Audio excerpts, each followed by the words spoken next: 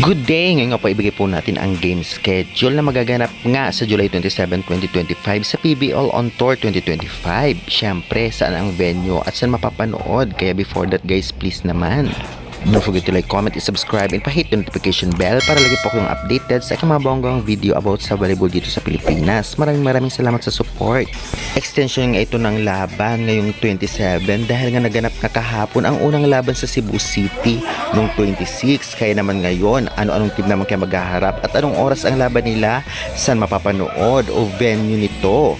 Kaya syempre, wag na po natin patagalin pa. Ito na po ang schedule ngayong July 27, 2025. Unang maghaharap ka ngayon 4 PM ang PLDT High Speed Hitters versus Galleries Tower High Racers at talagang ang venue nito ay sa USJR Coliseum Cebu City. Susundan naman ito 6:30 PM ng laban ng Farm Fresh Foxes versus NX Led Chameleon. Venue nito dati lang sa Cebu City at saan ba mapapanood? Mapapanood po nyo ito sa One Sports or One Sports Plus sa cable. Meron din po sa Pilipinas Live at Signal application. Download din lamang po ito at mag-register kayo. Oo, may bayad minutes sulit naman. At syempre guys, supportahan natin ang gusto nating team.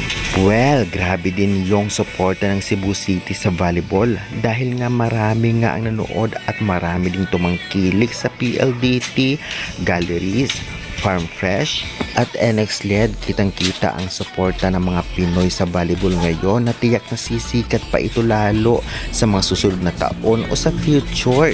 Sa ngayon nga ay malapit nang matapos nga ang nagaganap nga na prelim na ubakbakan sa dalawang pool, sa Pool A at Pool B, at makikilala na rin natin sa mga susunod na araw o weeks kung sino nga ba ang dalawang team sa every pool na papasok sa quarterfinals. Syempre, pasortihan na lang at paramihan ng panalo.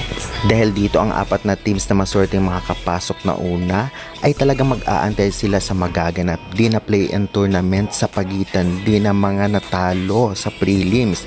At syempre, ang mga mananalo din na apat ay papasok sa quarterfinals. Kaya kasabik-sabik ito and good luck na lamang sa lahat ng teams. Anong sa inyo guys? I-comment nyo na yan at huwag kalimutan mag-like and subscribe for more updates.